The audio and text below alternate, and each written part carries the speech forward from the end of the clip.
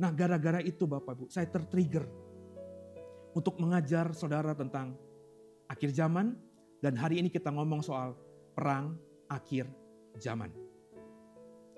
Apa itu perang akhir zaman Bapak Ibu? Kalau kita ngomongin perang akhir zaman, dalam pandangan Kristen, pasti perang akhir zaman itu dikaitkan dengan Harmagedon. Nggak mungkin enggak. Kenapa? Karena di kitab Wahyu yang paling jelas kelihatan perang, dan Wahyu itu disepakati oleh para teolog sebagai nubuatan tentang hari akhir. Yang jelas nama perangnya itu perang Harmagedon. Perang Harmagedon itu perang yang melibatkan bangsa melawan bangsa. Ada satu lagi sih perang di kitab Wahyu namanya perang Gog dan Magog. Tapi kalau kita membaca teksnya, perang Gog dan Magog yang ada di kitab Wahyu ini kayaknya bukan perang dunia atau bangsa melawan bangsa. Ini perang dunia spiritual gitu. Antara Allah dengan kekuatan yang jahat. Tapi Harmagedon itu kelihatan kalau kita baca sangat literal. Kita baca sekarang ini, saya akan membaca buat saudara apa yang ditulis Alkitab tentang perang Harmagedon yang terdapat dalam Wahyu pasal 16. Demikian firman Allah. Bisa dimunculkan? Oke, ya. Sama-sama kita baca ya. Dan malaikat yang keenam menumpahkan cawannya ke atas sungai yang besar. Sungai Efrat. Lalu keringlah airnya. Supaya siaplah jalan bagi raja-raja yang datang dari sebelah timur. Dan aku melihat dari mulut naga dan dari mulut binatang dan dari mulut nabi palsu itu keluar 3 roh najis yang menyerupai katak. Itulah roh-roh setan yang mengadakan perbuatan-perbuatan ajaib. Dan mereka pergi mendapatkan raja-raja di seluruh dunia untuk mengumpulkan mereka guna peperangan pada hari besar, yaitu pada hari Allah yang Maha Kuasa. Lihatlah, aku datang seperti pencuri. Berbahagialah dia yang berjaga-jaga dan yang memperhatikan pakaiannya, supaya ia jangan berjalan dengan telanjang dan jangan kelihatan kemaluannya. Lalu ia mengumpulkan mereka di tempat yang dalam bahasa Ibrani disebut Harmagedon. Dan malaikat yang ketujuh menumpahkan cawannya ke angkasa. Dan dari dalam bait suci kedengarlah suara yang nyaring dari tahta itu, katanya, sudah terlaksana. Maka memancarlah kilat dan menderulah bunyi, guruh dan terjadilah gempa bumi yang dahsyat seperti belum pernah terjadi sejak manusia ada di atas bumi. Begitu hebatnya gempa bumi itu. Lalu terberahlah kota besar itu menjadi 3 bagian. Dan runtuhlah kota-kota bangsa-bangsa yang tidak mengenal Allah. Maka teringatlah Allah akan Babel yang besar itu. Dan memberikan kepadanya cawan yang penuh dengan anggur kegeraman murkanya. Dan semua pulau hilang lenyap. Dan tidak ditemukan lagi gunung-gunung. Dan hujan es besar sebesar 100 pon. 50 kilo kurang lebih. Jatuh dari langit menimpa manusia. Dan manusia menghujat Allah. Karena malapetaka hujan es itu. Sebab malapetaka itu sangat dahsyat. Saya udah khotbah mungkin lebih dari belasan kali soal Harmagedon aja. Kita mau nafsirin apa nih soal Harmagedon? Kalau kau tahu pemahaman saya dan pengajaran saya soal Harmagedon. Dulu saya menafsirkan Harmagedon itu literal. Literal itu maksudnya apa yang ditulis di Alkitab itu yang terjadi. Sekarang kita mau tafsirkan literal atau yang lain. Untuk Bapak Ibu yang awam dalam ilmu tafsir, saya cuma ingin membagikan beberapa pemahaman yang sederhana aja. Kalau kita pakai bahasa teologi terlalu tinggi nanti malah kita pusing sendiri. Ada yang namanya tafsir literal. Tafsir literal itu Bapak Ibu kalau baca Alkitab, ya yang Alkitab ngomong apa, itu yang kau pahami. Itu literal, apa adanya. Lalu ada tafsiran simbolis. Tafsiran simbolis itu berarti setiap kata-kata yang ada di Alkitab itu tidak bisa kita tafsirkan apa adanya. Harus dimaknai dalam. Dulu saya punya dosen. Dulu saya diajarkan di bangku S1, S2, S3. Di mana semua dosen-dosen saya itu menekankan dalam ilmu tafsir. Kalau bisa jangan kita menafsirkan simbolik. Karena kalau penafsiran simbolik itu subjektif Pak.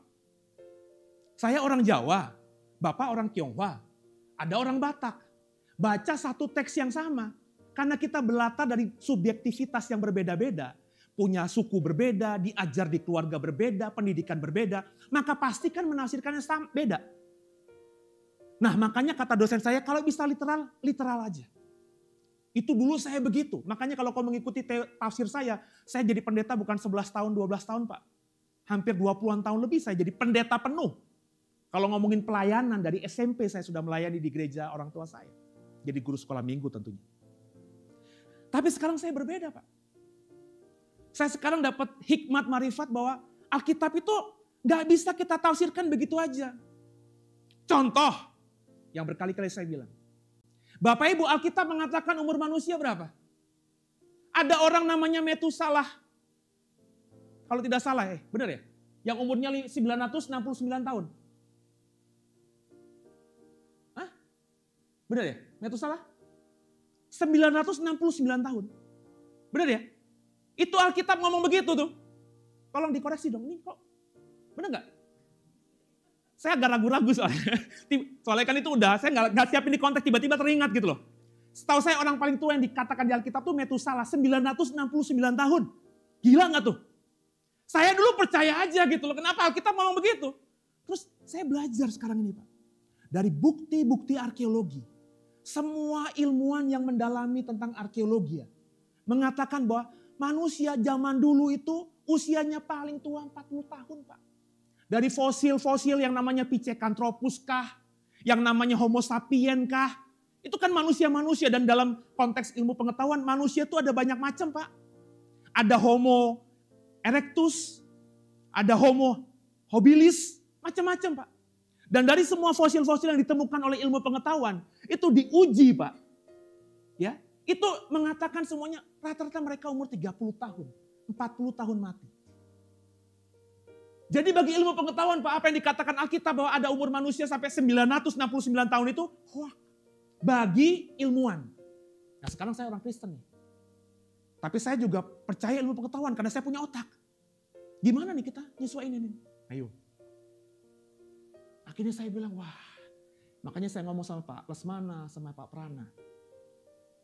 Ini dua rekan yang di The Way ini seumuran sama saya. Ya, jadi kalau mereka ngelihat saya nyeleneh, mestinya berani tegur saya. Karena seumuran gitu kan. Kalau yang lain-lainnya itu di bawah saya semuanya Pak. Ya otomatis lah. Kayak sekarang pemerintah kita dari Tempo kemarin mengatakan apa? Ini nonton baca Tempo nggak? Pak Prabowo tuh usia 70-an tahun Pak. Tapi ring satunya semuanya usia 30, 40, Mayor Teddy itu umurnya masih 30-an. Logika aja. Gimana dia berani ngomong salah kepada presidennya yang umurnya 70 tahun. Dulu saya ada di sebuah gereja, gembala saya umurnya 70 tahun. Saya tangan kanannya, aduh kalau yang tahu saya di gereja lama, saya tangan kanannya beliau. Tamu kalau mau ketemu beliau, ketemu saya dulu. Tapi saya tahu kalau dia salah. Ya. Saya gak berani dong umur 70 tahun kayak bokap gue. Masa bokap gue dimarahin sama gue, kan gak mungkin. Jadi apa kata dia? Ya Pak, ya Pak. Meskipun saya ngebatin, mestinya jangan gitu Pak. Saya orang Jawa pula lagi. Saya orang Jawa Pak, meskipun Bapak mungkin gak percaya karena saya ngomongnya bedak-beduk begini kan. Gak ada yang percaya saya orang Jawa. Selalu kalau ngomong, pasti orang Batak ini. Pasti orang Ambon ini. Padahal saya Jawa ting-ting benar-benar. Bapak saya Klaten, ibu saya Kediri. Orang enek suku apapun dari darah saya. Kecuali kalau di DNA gak tahu ya. Siapa tahu pas di DNA nanti darahnya Abraham saya gak tahu juga ya. Tapi dari nenek moyang saya tuh dari garis bapak ibu tuh lempeng semuanya Jawa. Ya, saya gak berani lah. Nah sekarang ini kita baca Alkitab gimana Bapak Ibu? Makanya saya bilang sama beliau berdua nih. Yuk kita ngomong yuk. Kita harus terbuka sekarang baca Alkitab. Jangan lagi baca Alkitab dengan apa yang diwariskan oleh masa lalu gitu. Dunia gak sama lagi. Tadi saya ngomong sama istri saya pagi-pagi. Mah, percaya tuyul gak? Enggak lah. Jadi kalau di desa itu, di kampung tuh ada orang jualan warung terus kasih bawang putih gitu tahu kan? Di sini mah taunya Indomaret semuanya yang muda-muda. Kalau zaman saya dulu ada warung kelontong itu, terus uang tuh ditaruh di laci. Ya, anak-anak semuanya. Terus di situ ada bawang, ada macam-macam. Itu saya dulu, buat apa sih? Ya supaya tuyul nggak berani katanya gitu. Orang kampung itu masih percaya tuyul. Sekarang saya mau ngomong sama saudara, kalau tuyul itu ada, kenapa kita nggak pernah dapat laporan? Ada mesin ATM kehilangan uang. Kalau di warung tuh uangnya paling cuma gocengan, cebanan. Tapi di mesin ATM itu Pak, nilainya ratusan ribu, jutaan ada kan Pak. Tapi nggak pernah ada laporan kehilangan. Wah, katanya tadi kalau baca di ChatGPT, katanya ada pemahaman kalau orang Jawa itu tuyul nggak bisa nembus kaca katanya gitu. Karena mesin ATM kan ada kacanya. Saya bilang tuyul itu kan makhluk rohani ya. Masa tembus kaca nggak bisa gitu. Berarti kan harus yang disalah. Apakah orang tua kita dulu ketika ngomong ada tuyul mereka salah? Enggak. Pemahamannya emang begitu. Zaman dulu belum sampai gitu loh Bapak Ibu logikanya. Di zaman Yesus ada orang yang kerasukan setan katanya. Tapi kalau kita baca dalam konteks sekarang ini kayak orang epilepsi. Kejang-kejang, mulutnya berbusa. Kenapa dibilang zaman dulu kerasukan setan? Karena memang ilmu kedokteran belum sampai pada epilepsi. Tapi ada Pak kalimatnya di Alkitab Pak, orang itu sakit ayan. Itu ditafsirkan, bukan bahasa aslinya. Saya udah cek, gak ada itu pengertian kata ayan dalam konteks zaman dulu. Orang baru tahu ada sakit ayan, epilepsi itu baru tahun-tahun belakangan ini aja Pak. Makanya sekarang kita harus merefleksikan Alkitab kita. Kalau Bapak Ibu jadi member saya di YouTube ya, saya udah ngajarin soal Satan. Saya sekarang gak percaya lagi Satan yang dikatakan orang-orang. Iblis, saya gak percaya lagi. Bukan saya gak percaya Alkitab, saya percaya Alkitab. Tapi saya tahu Alkitab itu ketika ditulis, ya Alkitab itu ditulis sesuai konteks zaman itu. Allah ketika bicara kepada Musa, ya tentu dengan sepemahaman Musa dan orang-orang yang hidup di zamannya Musa. Kalau Allah ngomong kepada Musa tentang konteks, misalnya sekarang apa ya, yang lagi heboh, ChatGPT, Musa. Kalau kau nanti mau tahu aku, gak usah berdoa sama aku. Tanya aja lah di ChatGPT. Musa bingung, ChatGPT apaan Tuhan? Orang zaman itu gak ada teknologinya. Makanya orang-orang zaman dulu seperti itu. Ini kalau ada orang-orang atau pendeta, teman-teman saya yang masih belum sesuai dengan pikiran saya, pasti saya bilang, ini pendeta sesat ini. Enggak. Saya tetap percaya Yesus adalah juru selamat saya. Saya percaya Yahweh itu Allah yang menciptakan semuanya. Cuma kita harus menafsirkan ulang tentang semua tadi. Nah kembali Bapak Ibu ke Harmagedon. Sungai Efrat mengering, itu kata tadi Alkitab. Sebelum ada perang Harmagedon, sungai Efrat mengering. Dulu saya menafsirkannya literal. Dan 2 tahun kemarin di zaman pandemi sungai Efrat mengering Pak. Heboh Pak. Karena kalau kau dari Muslim, ada yang dari Muslim di sini? Tanda akhir zaman dalam Al-Quran adalah sungai Efrat mengering. Nanti muncul gunung emas di situ. Kok Pak Seno tahu? Lah karena gue belajar Islamologi. Ya, jadi sungai Efrat mengering ketika kemarin itu terjadi. Heboh. Wah, tanda-tanda akhir zaman. Saya juga menafsirkannya dulu sungai Efrat mengering Pak. Karena Alkitab mengatakan begitu kan. Dalam Wahyu tadi. Lalu ada 3 roh najis. Saya juga menafsirkan literal. Ada roh antikristus, ada roh nabi palsu, ada roh katak. Peperangan dunia roh. Trinitas roh, trinitasnya Allah, trinitasnya setan. Bertempur gitu. Harmagedon ditafsirkan literal. Terjadinya di perang di lembah Megido. Makanya kalau kita udah ke Israel, kita naik dari Yordania, naik ke bukit tempat Musa melihat transfigurasi, juga Musa melihat Israel itu kita bisa lihat lembah Megido yang panjang. Dan kita berpikir disitulah nanti perang akhir zaman. Makanya ketika saya bawa rombongan dulu Pak, wah di sini Bapak Ibu nanti ada ini Yesus nanti di situ kelompoknya, nanti wah saya bisa ceritakan semuanya. Seolah-olah itu benar-benar terjadi. Kenapa saya mengatakan begitu? Emang ilmu gue baru segitu Pak. Terus gempa bumi, gunung, pulau tidak ditemukan lagi, benar-benar literal. Maka khotbah saya, nanti setelah Harmagedon selesai, dunia ini satu daratan. Gak ada lagi gunung, Alkitab yang ngomong.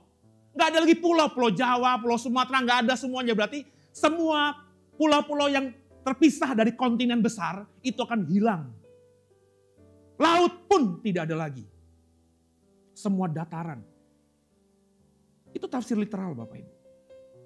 Nah sekarang bagaimana kita membacanya? Saya mau bagikan persepsi saya. Sungai Efrat mengering. Memang saya bilang tadi, beberapa tahun lalu sungai Efrat mengering. Heboh, viral di mana-mana. Terutama karena kita di Indo, mayoritas Muslim. Pemahaman Muslim begitu. Kebetulan ya Alkitab juga iya. Maka salinglah saut menyahut. Berarti ya ada kebenaran di antara kita. Tanda akhir zaman sungai Efrat mengering. Tapi sungai Efrat mengering kalau Bapak Ibu tahu, beberapa tahun lalu memang ada krisis pemanasan global yang luar biasa. Dan lagi, hal yang kalau kita mau tahu aja, ternyata di hulunya sungai Efrat, di wilayah Turki, itu mereka lagi bangun waduk namanya At-Turk. Jadi ini air dari hulunya sungai Efrat, ya, sebelum lari ke Irak dan lain sebagainya, di hulunya, dekat mata airnya, itu si Turki bangun yang namanya waduk. Otomatis airnya kan diserap di waduk itu kan. Supaya waduknya terisi. Kenapa zaman itu krisis global, pemanasan, air susah. Maka akhirnya sungai Efrat mengering. Kalau tidak salah, saya ingat 2040 kata mereka sungai Efrat memang bakalan mengering total. Tapi kan sungai Efrat yang ada di Wahyu 16 ini mengering, kalau kita baca tadi, gunanya untuk apa? Supaya raja-raja wilayah timur bisa menyeberang, menyerang Israel. Sekarang kalau kita berpikir ya Pak, apa yang dikatakan Wahyu ini terjadi di 2025. Dengan teknologi perang hari ini. Tolong Bapak Ibu. Bapak Ibu mungkin tidak suka dengan teknologi perang. Tapi Bapak Ibu dengan logika aja. Hari ini kira-kira kalau ada perang, tentara negara yang mau berperang itu masih bermasalah nggak dengan air kira-kira? Zaman dulu, kenapa penting sungai mengering? Sebab nih kalau saya nih, ini sungai nih, mimbar ini sungai. Saya dari negara sebelah kanan mau merangi negara yang sebelah kirinya sungai. Ini kalau sungainya besar, saya nggak bisa kemana-mana Pak. Nyebrang susah karena kendaraan zaman dulu kalau nggak badan ya kuda dan kereta. Kuda dan kereta mana bisa kalau nyebrangi sungai yang tingginya 2 meter, matilah.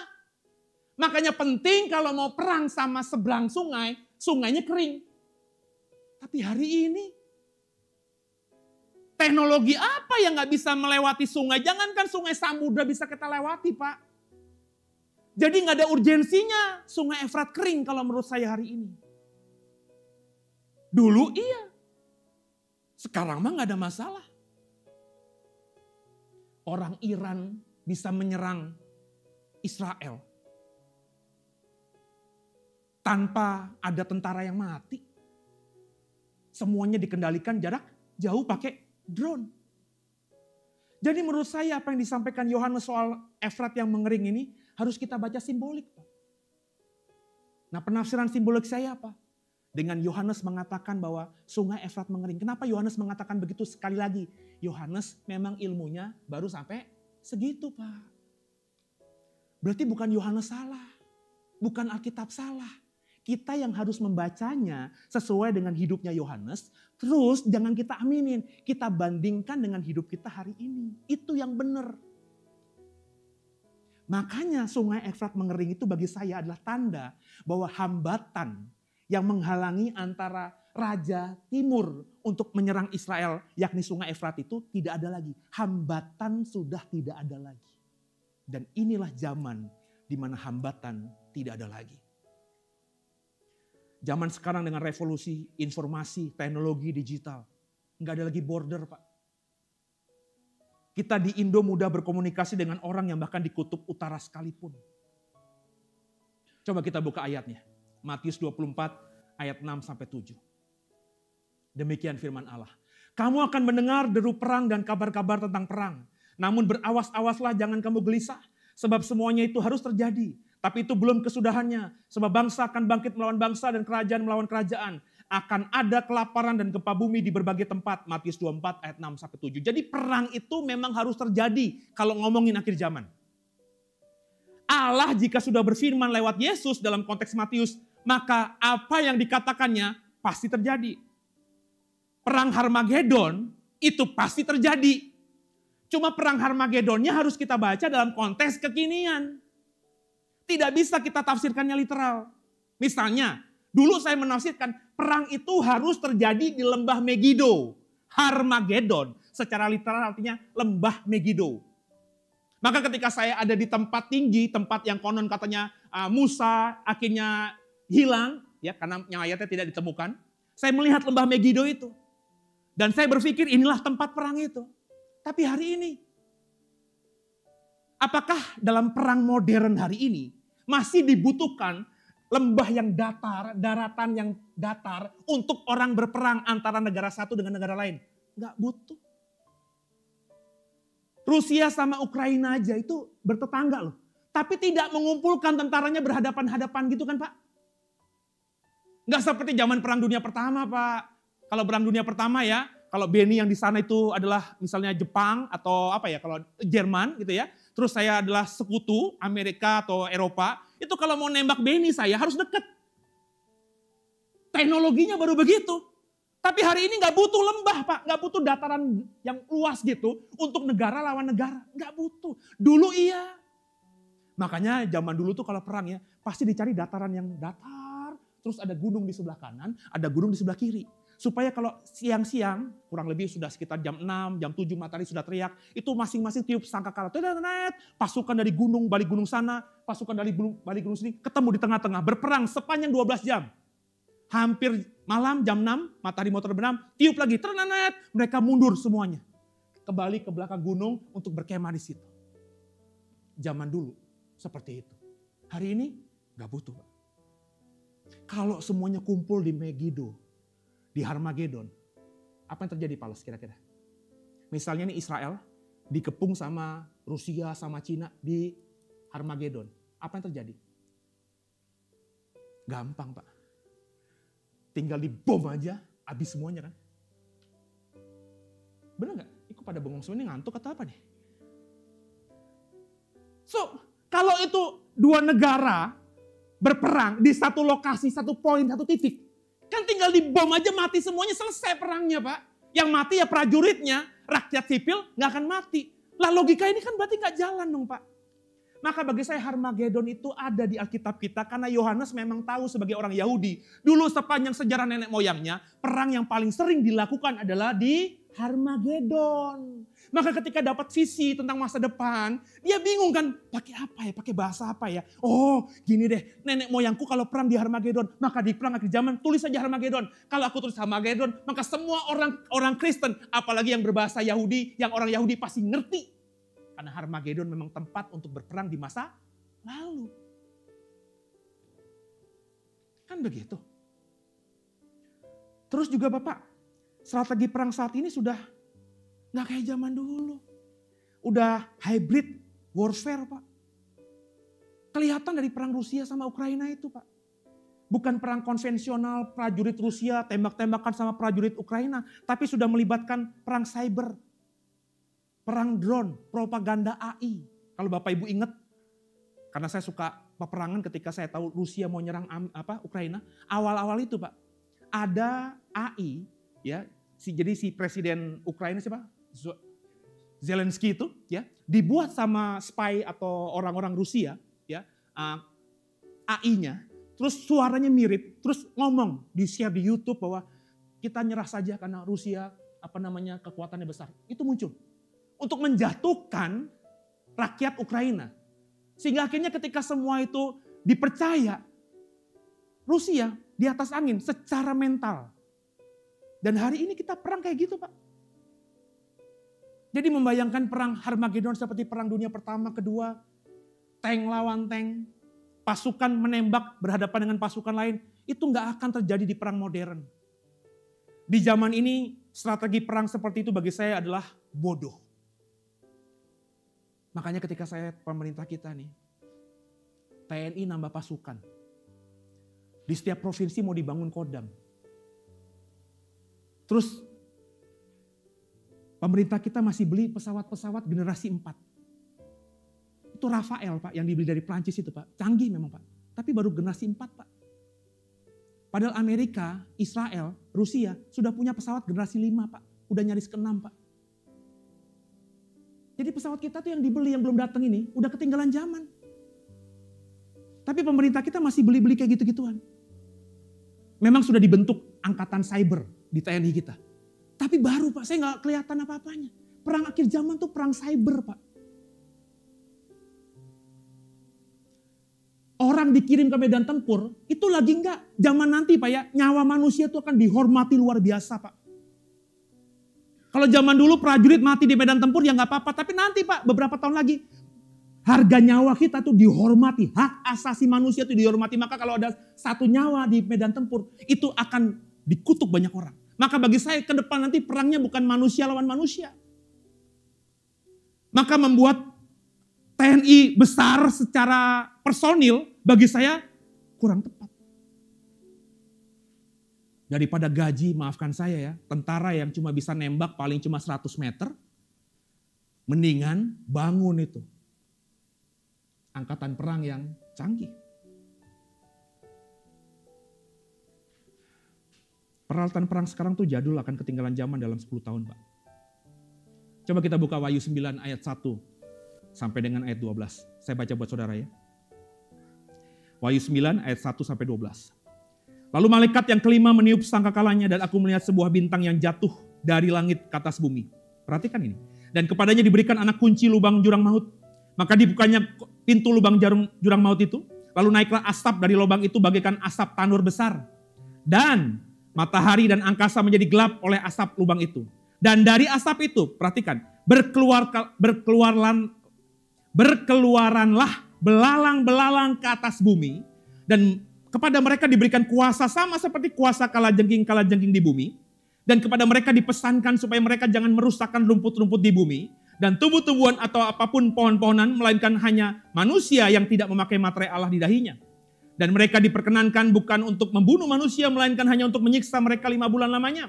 Dan siksaan itu seperti siksaan kalajengking. Apabila ia menyengat manusia, dan pada masa itu orang-orang akan mencari maut, tetapi mereka tidak akan menemukannya. Dan mereka akan mati, tapi maut lari daripada mereka. Perhatikan. Dan rupa belalang-belalang itu sama seperti kuda yang disiapkan untuk peperangan. Dan di atas kepala mereka ada sesuatu yang menyerupai mahkota emas. Dan muka mereka sama seperti muka manusia. Dan rambut mereka sama seperti rambut perempuan. Gigi mereka sama seperti gigi singa. Dada mereka sama seperti baju jirah. Bunyi sayap mereka bagaikan bunyi kereta-kereta yang ditarik banyak kuda yang sedang lari ke medan peperangan. Dan ekor mereka sama seperti kalajengking dan ada sengatnya. Dan dalam ekor mereka itu terdapat kuasa mereka untuk menyakiti manusia 5 bulan lamanya. Dan raja yang memerintah mereka ialah malaikat jurang maut. Namanya dalam bahasa Ibrani adalah Abaddon. Dalam bahasa Yunani adalah Apollyon. Celaka yang pertama sudah lewat, sekarang akan menyusul 2 celaka lagi. Ini ayat yang banyak orang tidak percaya. Makanya banyak gereja gak pernah khotbahkan kitab Wahyu. Dulu orang tua saya gerejanya Protestan, Pak. Saya sampai usia 26, 27 masih jadi pengurus aktif gereja Protestan itu. Selama 27 tahun, 28 tahun saya ada di gereja itu gak pernah sekalipun ada pendeta saya di mimbar ngomongin Wahyu. Secuil pun gak pernah. Karena bagi kelompok Protestan, kitab Wahyu itu dipercaya sebagai firman Allah, tapi diragukan kebenarannya. Ini hanya mimpi. Bagi orang-orang liberal, dikatakan Yohanes ketika di Pulau Patmos itu sedang dalam stres tinggi, diasingkan. Itu tafsiran mereka. Tapi dulu saya menafsirkan ini literal.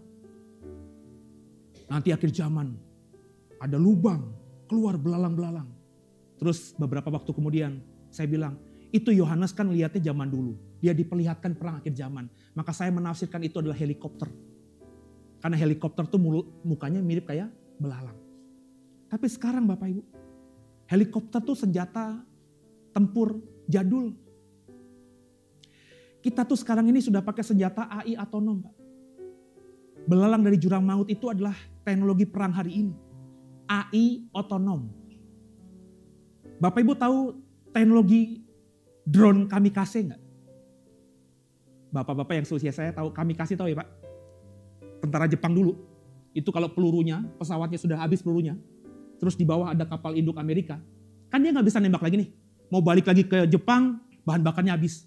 Maka mereka itu kamikaze, bunuh diri. Pesawatnya itu dijatuhkan ke kapal-kapal Amerika dan sekutu supaya kalau mereka pun mati, mereka jauh lebih banyak yang mati karena kapalnya tenggelam, terbakar. Itu kamikaze. Perang Dunia Kedua. Sekarang ini Pak ada drone kamikaze. Teknologi drone kamikaze ini bisa serang target tanpa pilot manusia, Pak. Digunakan dalam perang Rusia dan Ukraina. Rusia berkali-kali pakai drone kamikaze, Pak. Tidak ada awaknya. Gak ada senjatanya. Karena enteng. Tapi ditabrakkan ke tempat fasilitas umum yang sangat signifikan pada Ukraina. PLN-nya. Terus tempat menyimpan bahan bakarnya. Jadi ketika jatuh ke situ, ruginya bukan $1 juta, Pak. Miliaran $. Itu sudah terjadi hari ini. Peralatan tempur di mana yang ngambil keputusan bukan manusia, tapi AI sudah ada, Pak. Kalau Bapak Ibu tahu misalnya pernah dengar, ini karena saya anak tentara kali ya. Jadi suka sama hal-hal seperti ini. Amerika tuh ada project namanya Project Maven, Pak.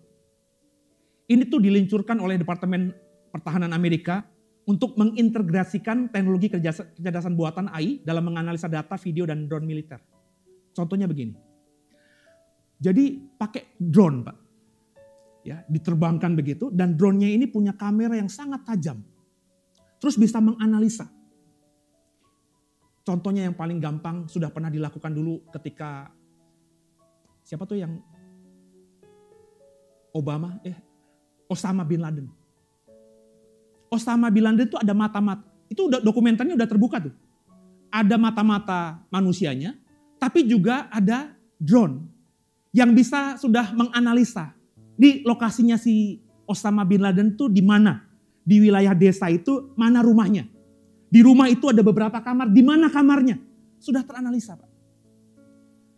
Jadi nanti, Pak, itu sudah terjadi sekarang ini. Jadi perang itu nanti dengan pesawat yang sama sekali nggak ada orangnya, tapi pesawat ini punya teknologi kamera dan AI yang canggih, sehingga bisa merecognize muka kita. Hal yang paling sederhana kemarin, Pak, waktu timnas Indonesia lawan apa kemarin yang menang? Bahrain. Nonton nggak? Oh, nggak pecinta bola semuanya ya. Ada anak kecil ya, pakai kardus gitu kan, minta jersey dari Marcelino Ferdinand ya. Pemain, bener ya? Yang pemain muda itu loh ya. Minta jersey. Nah, Marcelino-nya lihat, dibuka kaosnya, jersinya, dilempar. Tapi yang dapat bukan si anak ini, ada orang lain. Terus orang lain itu nyelonong aja gitu. Padahal yang minta anak kecil ini. Nah, orang lain ini ada yang videoin, mukanya kelihatan. Terrecognize, Pak. Diusut sama PSSI. Apa kata PSSI? Orang ini tidak akan lagi bisa nonton timnas Indonesia. Kenapa? Karena sekarang kalau menonton timnas Indonesia nggak bisa beli tiket langsung, Pak. Itu harus masuk ke web, ada rekognisi muka, ketahuan. Nah, jadi ketahuan sekarang ini udah seperti itu canggihnya, Pak. Jadi nanti itu semuanya seperti itu. Perang yang terjadi, kemarin tuh yang lebih sederhana teknologinya. Bapak Ibu tahu beberapa bulan yang lalu Hizbullah guncang gara-gara Israel bunuh semua pemimpin mereka. Hizbullah tuh tadinya pikir dia pinter. Kita tidak boleh berhubungan pakai handphone. Maka kita kembali pada teknologi yang lebih jadul, pager. Maka semua pemimpin Hizbullah yang ada di Lebanon itu punya pager, Pak. Dan ketika pager itu dimiliki mereka, apa yang terjadi? Israel sabar. Kata Israel, ini momennya. Ada ribuan pager yang sudah dibeli oleh Hizbullah. Hizbullah belinya sama siapa, Pak? Pabrik Cina. Tapi orang-orang Hizbullah lupa Israel itu mata-matanya tingkat tinggi. Itu semua pager yang dari pabrik Cina sudah dimasukin bahan peledak. Sedikit aja, Pak. Udah dipegang sama Hizbullah nih. Berbulan-bulan, bertahun-tahun gak kenapa-napa. Memang Israel sabar nunggu waktunya, momennya.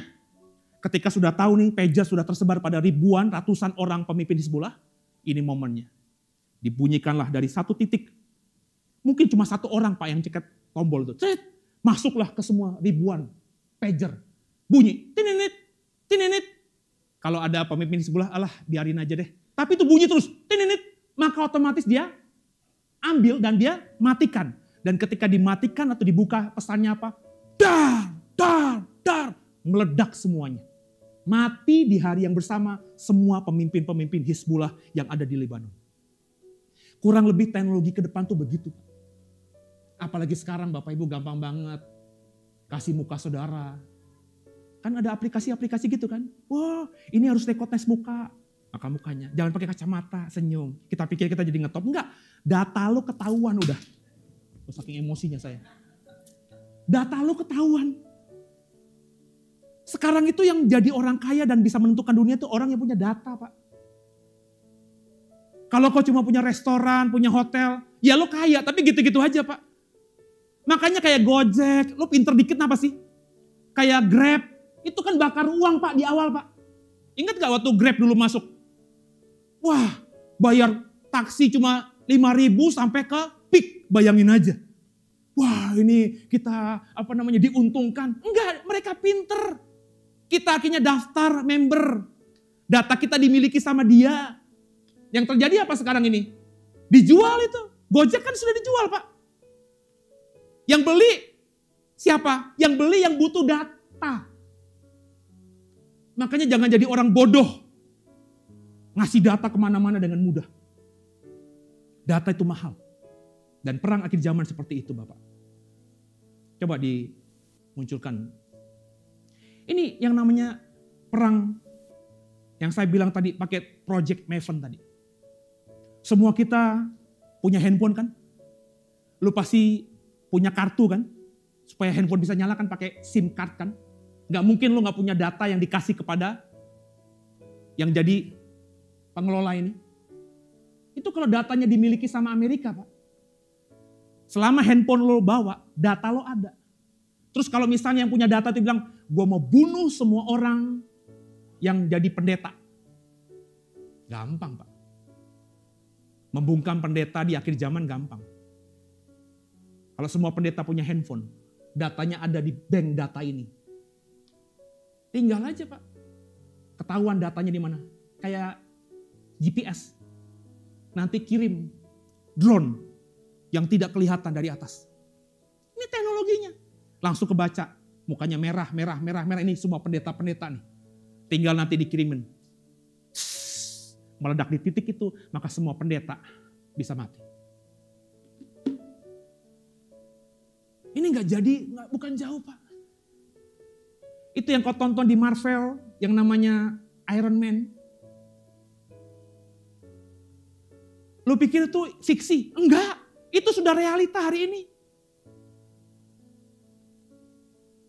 Orang bisa kuat. Kalau zaman dulu orang kuat itu makanya digambarkan superhero-nya namanya Hulk. Sekarang gak perlu jadi Hulk Pak. Saya lupa namanya, teknologi. Itu ada lengan baja begitu ya. Kita cuma gerakin biasa aja. Tapi kekuatan lengan baja itu bisa mengangkat ribuan ton Pak.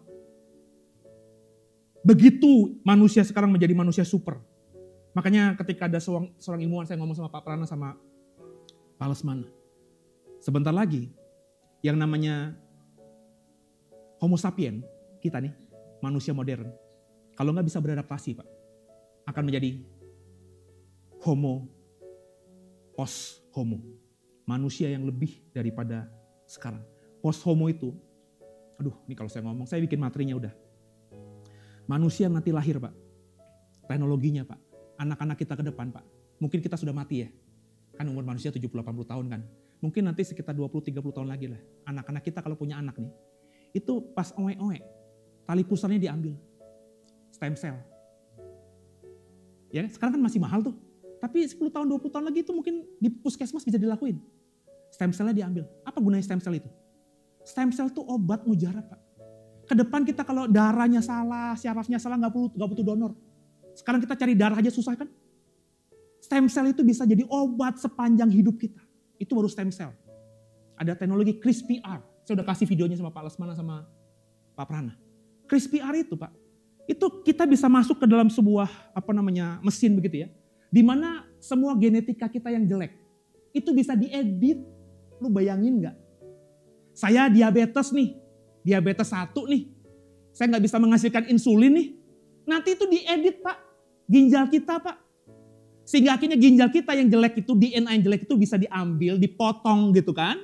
Terus dimasukkan ke dalam lab, dianalisa sedemikian pula, diedit sedemikian rupa, udah jadi mat bagus, dimasukin lagi. Kita akhirnya nggak lagi diabetes. Sekarang diabetes nggak bisa disembuhin Pak, cuma obat Pak. Ke depan kita begitu. Maka oma yang udah tua-tua nih kasihan juga sih ya. Karena saya bilang sama mereka berdua nih Pak, manusia ke depan Pak, umurnya bisa ratusan tahun Pak. Bahkan ribuan tahun. Sehingga sekarang ini manusia tuh mimpinya, andai kata kalau bisa hidup selamanya enak kan. Tapi nanti Pak, orang kalau hidup selamanya akan stres juga Pak. Kok gue hidup begini-gini ya gak mati-mati ya. Dunia berputar. Karena memang begitu kondisinya hari ini. Coba munculin lagi. Ada robot tempur Pak. Bukan, satu lagi. Nah ini. Ini namanya Unmanned Combat Ground Vehicle.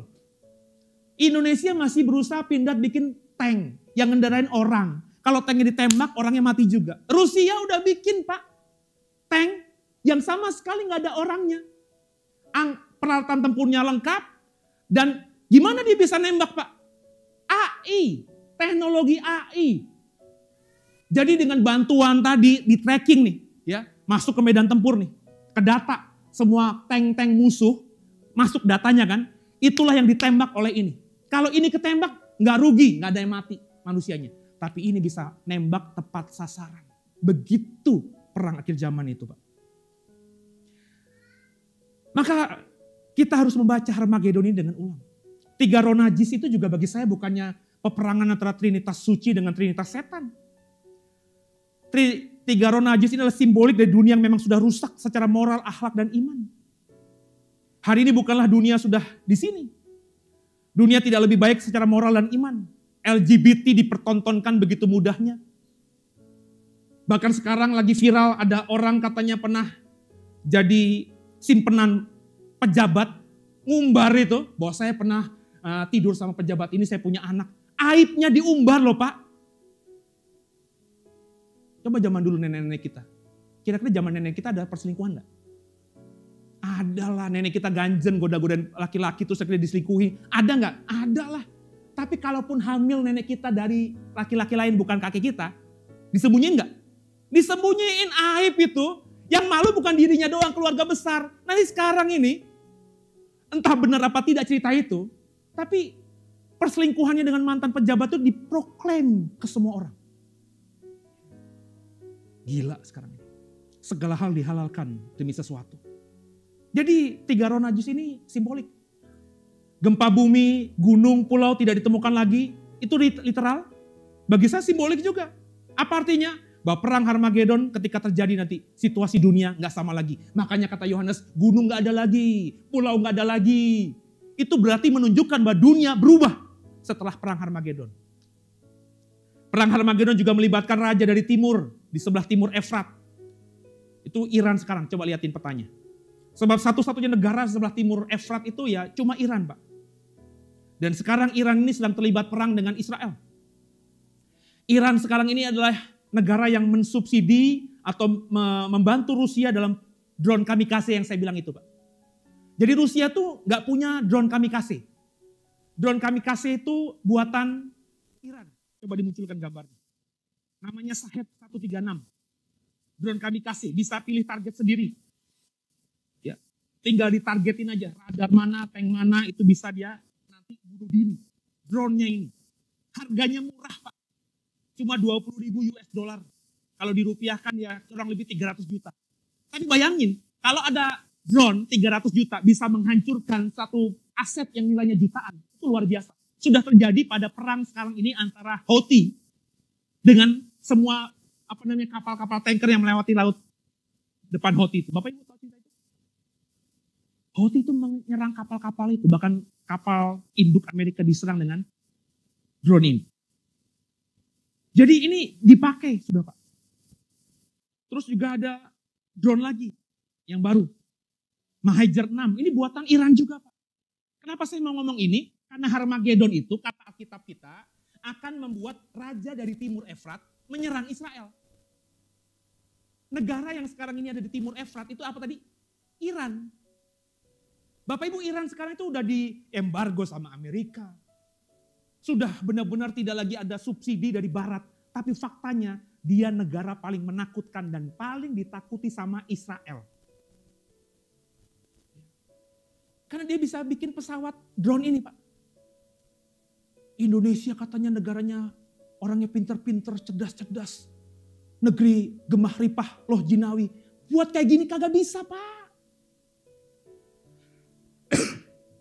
Makanya kita tuh terlalu lebay.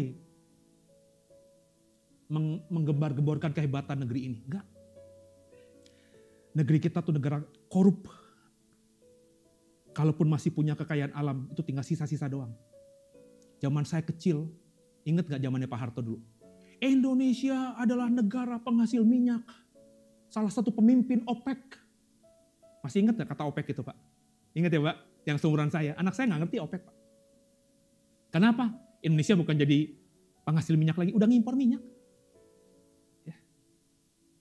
Jadi ini Iran teknologinya sudah sangat canggih Pak. Makanya dia berani nyerang Israel. Nah coba dimunculin filmnya 1 menit ini. Jadi kalau kita ngomongin Pak, tentang belalang yang ada di Wahyu 6 itu Pak. Wahyu 9 itu Pak. Itu bagi saya sekarang ini adalah serangan drone. Coba dibesarkan aja. Ilangin aja muka saya gak apa-apa. Itu serangan drone berkoloni Pak. Ini yang terjadi Pak. Bahwa di Cina sekarang. Itu nonton dari ribuan drone yang diterbangkan dan bisa membentuk apa saja.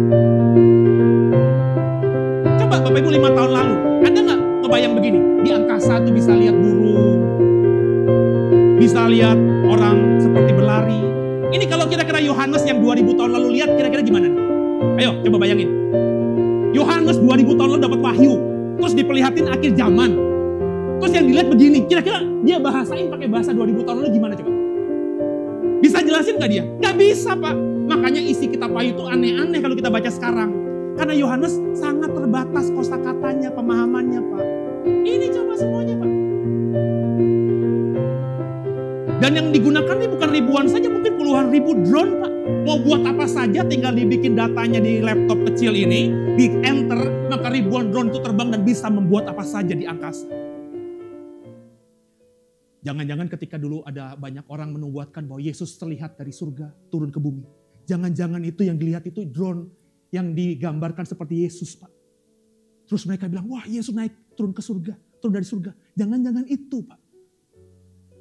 Semuanya pasti nyinyir nih saya nih, nyinyir nih. Oh, Pak Seno nih, pendeta gak beriman nih. Karena lu masih cupak. Masih terbelenggu dengan pola lama. Pola jadul. Tapi Pak Seno, itu yang menafsirkan kayak gitu kan adalah hamba-hamba Tuhan hebat dulu di abad-abad pertama. Iya mereka hebat, tapi mereka zaman dulu abad pertama gak secanggih kita lah. Masa kita berpikir kita lebih bodoh dari mereka? Enggak lah. Ya tapi kalau memang orang tidak mau terbuka ya susah Bapak Ibu. Nah, makanya saya ngomong gini aja. Kalau mau ikutin saya ya yo, gak mau ikutin juga silahkan.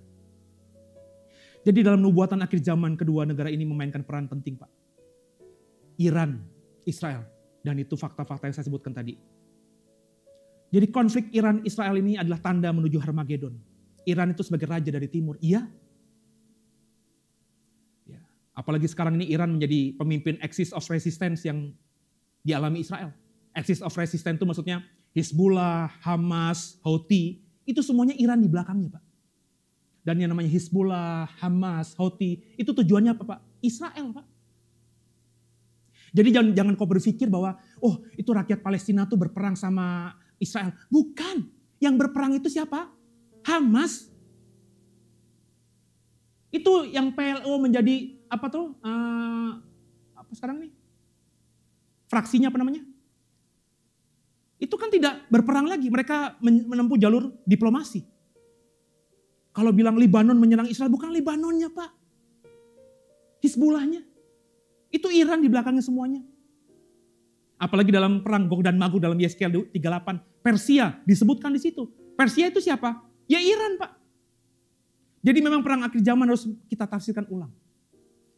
Selain perang konvensional dengan senjata yang normal, senjata AI otonom atau autonomous weapon itu, perang cyber juga harus diperhitungkan. Ini yang mematikan Pak. Saya ngomong ini kenapa? Karena ini akan kita alami. Serangan pada infrastruktur viral sudah terjadi. Ya. Kalau kita baca juga propaganda AI. Yang saya bilang tadi, sebelum Rusia menyerang itu ada deepfake mukanya Zelensky itu. Jadi nanti ke depannya Bapak Ibu kalau ditelepon, halo siapa ini? Saya Baim Wong. Saya ada giveaway. Mau berikan dapat hadiah handphone iPhone terbaru, harganya 30 jutaan. Tapi untuk dapat Bapak Ibu harus bayar pajak dulu ya. Transfer segera segini ya. Suaranya kayak Baim Wong. Terus kita video call juga mukanya muka Baim Wong. Lu jangan cepet percaya. Kalau lu hidup tahun 70-an, lu percaya ya emang teknologinya belum ada. Jadi kalau suaranya kayak Baim Wong, pasti Baim Wong. Mukanya di handphone kita kayak Baim Wong, ya pasti Baim Wong. Tapi sekarang semuanya bisa palsu. Film sekarang Pak sudah AI Pak. Ke depan itu bintang film gak perlu dibutuhkan lagi. Kita gak butuh Jackie Chan Pak. Yang kalau katanya bersaksi kalau kungfu itu benar-benar tanpa stuntman. Berdarah-berdarah, gak perlu kayak Tom Cruise Pak.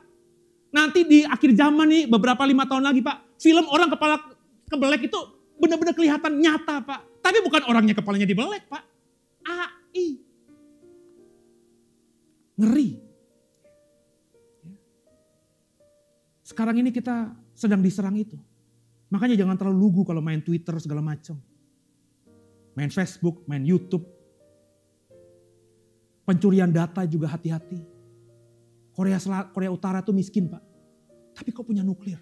Pernah mikir gak Bu? Itu miskin Korea Utara Pak. Tapi kenapa punya nuklir? Karena dia membangun tentara cyber. Di beberapa tahun yang lalu Pak, ada namanya North Korean Lazarus Group. Itu mereka dididik untuk belajar IT, digital dan seterusnya. Tujuannya apa Pak? Ngambil kripto. Yang diambil itu nilainya 3 miliar US dollar dalam 5 tahun, pelan-pelan. Makanya mereka punya uang gila. Padahal mereka negara miskin, diembargo pula. Ini sudah di depan mata. Saya baca satu ayat Amsal 13:16. Orang cerdik bertindak dengan pengetahuan, tapi orang bebal membeberkan kebodohan. Pembelajarannya kenapa saya masih bagi ini buat saudara? Yang pertama, tolong perhatikan, jangan bergantung penuh pada teknologi. Hari ini bisa baca Alkitab di handphone saya. Nanti kalau sudah kita perang cyber Pak, tiba-tiba aplikasi Alkitab gak bisa kita buka di handphone kita. Kalau sudah begini gimana? Makanya sekarang ini mumpung masih bisa dibeli, simpenlah Alkitab yang buku itu. Paling gak satu aja di rumahmu. Jangan mentang-mentang gak butuh lagi. Semuanya bisa di laptop ada Alkitab. Iya kita belum dalam perang cyber. Kalau udah perang cyber kita gak bisa apa-apa Pak. Buka-buka Alkitab gak bisa lagi. Internet gak bisa dibuka. Wifi gak bisa. Maka semua yang jadul-jadul itu harus kita lakukan. Makanya kalau kita lihat video-video di YouTube bagaimana orang Amerika sekarang mau bertahan hidup menghadapi akhir zaman. Mereka belajar pakai walkie-talkie lagi. Anak-anak muda sekarang masih tahu walkie-talkie gak? Break, 1, 2. Yang manual Pak, apa bukan bahasanya tuh? Bukan digital, apa namanya? Frekuensinya frekuensi yang bukan sekarang, bukan digital. Itu susah. Tapi mau gak mau. Juga berhati-hati Bapak Ibu sebentar ada peperangan rohani. Lu pikir peperangan rohani kan setan, roh jahat, lawan malaikat gitu. Enggak. Peperangan rohani sekarang itu nanti adalah perang rohani di digital. Itu yang disebut setan dan roh jahat itu. Kita buka handphone, tiba-tiba ada mukanya Seno. Saudara-saudara, Yesus tuh bajingan. Kristen tuh agama palsu. Terus lo percaya, Pak Seno kok begitu ya? Padahal itu semuanya adalah AI. Bisa gak begitu? Wah, ngeri loh. Makanya kalau besok-besok lihat saya bilang Yesus tuh bukan Tuhan, bukan Allah, bukannya anak Allah. Pokoknya Yesus tuh hanya orang biasa. Pokoknya yang jelek-jelek gitu semuanya ya. Terus itu mukanya saya, bawa cross check saya dulu gitu. Pasti benar ngomong begitu. Terus tiba-tiba saya pakai kupluk putih. Ya. Wah, pendeta Seno udah mu'alaf. Jangan terlalu percaya. Langsung nanti nyebar hoak. Tuh makanya tuh gak percaya Yesus sebagai Allah sih. Makanya akhirnya dia murtad. Ada tuh video baru muncul tuh. Ada orang katanya, maafkan saya ya, Alkitabnya dipantat-pantatin. Terus tiba-tiba ada video dia kena stroke. Mati pula. Orang Kristen bilang, rasain. Loh kok orang sakit terus mati, kita rasain apa? Syukur-syukurin ya. Meskipun dia menghujat iman kita. Kok gak ada kasihannya sama nyawa orang ya? Kita tuh gampang menghakimi gitu loh. Kalau orang udah pindah agama, terus dia tiba-tiba jadi miskin, rasain gara-gara tinggalkan Yesus. Kenapa kita begitu pikirannya gitu loh? Kenapa gak empati, kenapa gak sayang sama dia? Kalau bisa, kalau kenal ya kita sentuh dia supaya dia bertobat lagi. Kenapa kita syukur-syukurin gitu loh? Kita tuh dididik begitu Pak. Yang di seberang juga begitu ngomongnya soalnya Pak. Akhirnya kalau ngomongin dialog lintas agama di YouTube tuh maki-maki. Saya kalau lihat tentang teknologi Cina tuh gila. Sampai saya pikir itu di darat, di tanah ternyata itu bangunan tinggi. Kereta itu ternyata lewatin gedung 20 lantai di atas. Kita baru lihat MRT aja udah kagumnya minta ampun. Ketinggalan. Makanya hati-hati ya. Proteksi diri Bapak Ibu. Aduh, anak-anakmu coba diingatkan. Saya tuh jujur kalau ngeliat bocil-bocil ini mainnya internet mulu gitu ya. Gak apa-apa gitu. Cuma diingatkan. Ya. Jangan sampai mereka cuma menikmati yang enak-enaknya doang tapi tidak mempersiapkan diri. Password sering diganti. Ya. Kalau yang tua-tua kayak saya emang susah ya Pak ya, ganti-ganti password ya. Tapi emang harus diganti. Kalau udah kedetek habis lah. Jadi apa yang harus kita pelajari supaya refleksi diri? Coba kita bertanya dalam hati. Saya tanya buat saudara ya. Jika nanti suatu hari pemerintah atau musuh negara kita mematikan akses internet. Ada perang cyber. Kok nggak bisa buka internet? Apa kira-kira yang dilakuin? Bu Neta nih, gue yakin Bu tiap hari lo pasti bangun tidur buka handphone Bu. Gak mungkin enggak. Meskipun lo sayang sama cucu, ada waktunya commit time dengan handphone kan. Tiba-tiba internet mati. Bisa gila gak kita? Nah, kita harus mempersiapkan diri. Mamon, itu bukan cuma uang. Jangan ada ilah lain di hadapanku. Itu hari ini realitanya bukan cuma uang, handphone. Orang, ibu ngepost nih Bu, di Facebook atau di Instagram, terus gak ada yang like, ibu stres. Zaman sekarang udah begitu. Kalau dulu kan kita stres kalau kita ditampar orang, dimarah-marahin sama orang, kan gitu ya. Bapak kita marahin kita stres gitu. Ini sekarang kita post sesuatu, gak ada yang like. Yang nonton gak ada, bisa stres loh cuma gara-gara itu doang. Dunia udah berubah nih. Sudahkah kita memakai senjata cyber untuk kemuliaan Allah? Ini. Makanya saya di sosial media saya, di Facebook, di apapun, beritakan Allah. Kerajaan Allah. Sudah siapin belum kita menghadapi dunia di mana kebenaran disebut hoak dan kebohongan disebut kebenaran. Jadi akhir zaman Bapak Ibu itu perang narasi juga. Hati-hati. Bapak Ibu jangan terprovokasi dengan kalau ada pendeta jelekin pendeta lain, udah tinggalin tuh. Dengerin saya, kalau kamu dengerin saya. Kalau ada pendeta jelekin pendeta lain, apapun alasannya, udah tinggalin itu. Hakim itu Yesus, amin gak? Penghakiman tuh punya Yesus. Kok kita ngelihat ada orang Kristen lain yang entah mungkin dia tidak sadar. Kan ada orang beriman A ya, kita kemudian berimannya B. Lah kita kalau kita beriman B, sedangkan ada orang bilang beriman A, kita kan bisa bilang sesat. Gak boleh. Namanya juga perbedaan tafsir. Bapak dari Protestan kan Pak? Gak berbahasa roh saya yakin Pak. Lu pasti bilang apa Pak? Wah si Seno yang berbahasa roh si setan, kerasukan setan gitu kan Pak. Terus saya yang berbahasa roh bilang Pak, ih lu gak ada Roh Kudusnya. Kenapa kita begitu sih? Di gereja ini saya adalah orang karismatik Pak, berbahasa roh. Pak Prana nih yang tadi di sini nyanyi. Dia sampai sekarang bilang, dia gak berbahasa roh. Terus gue musuhin gitu? Enggak. Meskipun saya beriman bahasa roh itu penting, tapi kalau Pak Prana gak dapet, atau belum dapet, kenapa saya gak izinkan orang dia orangnya baik? Hatinya baik, suami yang baik, papa yang baik, orang bertanggung jawab, kenapa gak dikasih kesempatan? Ayo sama-sama Bapak Ibu, kita harus benar-benar memperhatikan ini. Makanya gereja juga harus aktif dalam penafsiran. Bapak Ibu kalau baca koran, terganggu dengan isi koran itu. Coba direnungin. Jangan kalau kita terganggu misalnya ada korupsi merajalela. Terus kita gak suarakan itu. Bagi saya mah kalau udah korupsi yang mengganggu saya tuh kemarin tuh. Gubernur Jawa Barat kan lagi viral kan. Kemarin pas lebaran udah pernah saya ngomong juga kan. Pas lebaran dia bilang, semua angkot di Bogor dan Puncak selama liburan lebaran gak boleh beroperasi. Nanti aku ganti dengan 1 juta per sopir.